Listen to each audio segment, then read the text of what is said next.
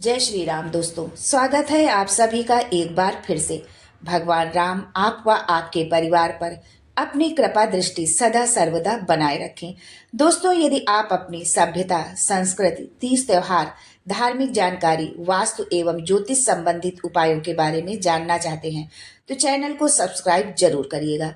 दोस्तों, धार्मिक मान्यताओं के अनुसार जिस घर में राम जी की श्रद्धा पूर्वक पूजा अर्चना की जाती है उस घर में सुख समृद्धि का वास बना रहता है। दो अक्षर के राम नाम के कई अर्थ है। अलग अलग धर्म ग्रंथों में नाम की अलग अलग तरीके से व्याख्या की गई है। हिंदू धर्म में राम को केवल एक नाम नहीं बल्कि एक महामंत्र माना गया है, जिसका जाप करने से व्यक्ति को समस्त दुखों से मुक्ति मिल सकती है।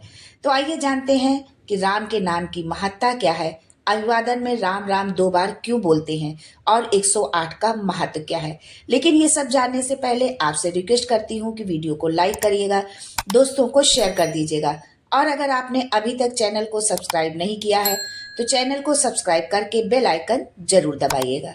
दोस्तों, तैत्तिरीय आरण्यक नामक ग्रंथ में दिए गए एक श्लोक के अनुसार राम शब्द का अर्थ होता है पुत्र।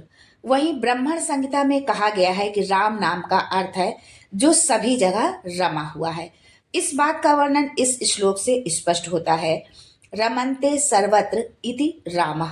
शास्त्रों में ऐसे कई श्लोक मिलते हैं जिसमें राम नाम के अर्थ और महिमा का वर्णन किया गया है।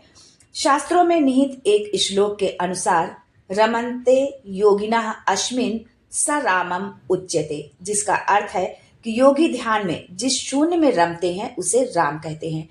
कई विद्वानों ने राम नाम का अर्थ मनोज्ञ भी माना है। यहाँ मनोज्ञ का अर्थ है जो मन को जानने वाला हो। वहीं कई व्याख्याकारों ने राम नाम का अर्थ बताया है कि जो आनंद लेने वाला हो या फिर जो संतुष्ट देने वाला हो वही राम है। दोस्तों, यदि राम नाम का संधि विच्छेद किया जाए तो इस प्रकार अर्थ निकलता है रा धन आ धन म।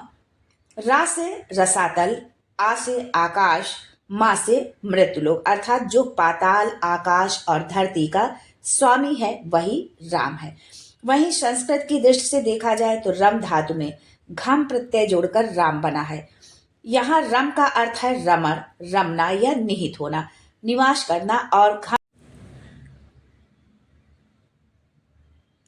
दोस्तों, हम जब किसी से मिलते हैं या किसी का अभिवादन करते हैं तो नमस्कार, प्रणाम या राम राम कहते हैं। किसी का अभिवादन करना हमारी संस्कृति ही नहीं, सभी संस्कृतियों का अभिन्न अंग है और ये परंपराएं किसी कारण से बनी होती हैं। जैसे किसी को राम राम बोलने की परंपरा पुराने समय में गांव हो या शहर, सभी जगह अभिवादन हेतु भगवान का नाम लिया जाता था। आज भी कई गांव ऐसे हैं जहां एक दूसरे को अभिवादन करने के लिए राम राम कहते हैं। लेकिन जरा सोचिए, भगवान राम का नाम अभिवादन करते समय एक बार भी तो ले सकते हैं, लेकिन ऐसा नहीं है। हम किसी का अभिवादन करते समय भगवान राम के नाम का उपयोग 2 बार करते हैं। आखिर इसके पीछे का रहस्य क्या है, राम नाम की महत्ता क्या है, राम नाम का अर्थ क्या है, ये सारी जानकारी आपको आज के इस वीडियो में मिलने वाली है। तो वीडियो अंत तक देखें और कमेंट में जय श्री राम जरूर लिखें। राम राम शब्द जब भी अभिवादन करते समय बोला जाता है तो हमेशा 2 बार बोला जाता है। वैदिक दृष्टिकोण के अनुसार पूर्ण ब्रह्म का मात्रिक गुणांक 108 है। वो राम राम शब्द 2 बार कहने से पूरा हो जाता है, क्योंकि हिंदी वर्णमाला में रा 27वां अक्षर है, आ की मात्रा दूसरा अक्षर और माँ 25वां अक्षर। इसलिए सब मिलकर जो योग बनता है वो है 27 + 2 + 25 = 54, अर्थात एक राम का योग 54 हुआ और 2 बार राम नाम कहने से 108 हो जाता है, जो पूर्ण ब्रह्म का द्योतक है। जब भी हम कोई जाप करते हैं तो हमें 108 बार जाप करने के लिए कहा जाता है, लेकिन सिर्फ राम राम कह देने से ही पूरी माला का जाप हो जाता है। तो अब चलिए जान लेते हैं कि 108 का महत्व क्या है, कोई भी जाप 108 बार क्यों किया जाता है। शास्त्रों के अनुसार 108 मनकों का संबंध व्यक्ति की सांसों से माना गया है। एक स्वस्थ व्यक्ति दिन और रात में 24 घंटों में लगभग 21,600 बार श्वास लेता है। माना जाता है कि 24 घंटों में से 12 घंटे मनुष्य अपने दैनिक कार्यों में व्यतीत कर देता है और शेष 12 घंटों में व्यक्ति लगभग 1800 बार सांस लेता है। शास्त्रों के अनुसार एक मनुष्य को दिन में 1800 बार ईश्वर का स्मरण करना चाहिए। यानी कि सांस तो वो पूरे टाइम लेता है, लेकिन काम के अलावा जो है वो अपना पूरा समय जो है अपनी पूरे सांसों को जो है वो अपने भगवान में रमा दे जो है। लेकिन एक सामान्य मनुष्य के लिए इतना कर पाना संभव नहीं हो पाता है। इसलिए 2 शून्य हटाकर जप के लिए 108 की संख्या शुभ मानी गई है, जिसके कारण जप की माला में मनकों की संख्या 108 होती है। यहाँ पर यदि हम वैज्ञानिक तथ्य की बात करें तो 108 मनके की माला और सूर्य की कलाओं का एक दूसरे से संबंध माना गया है।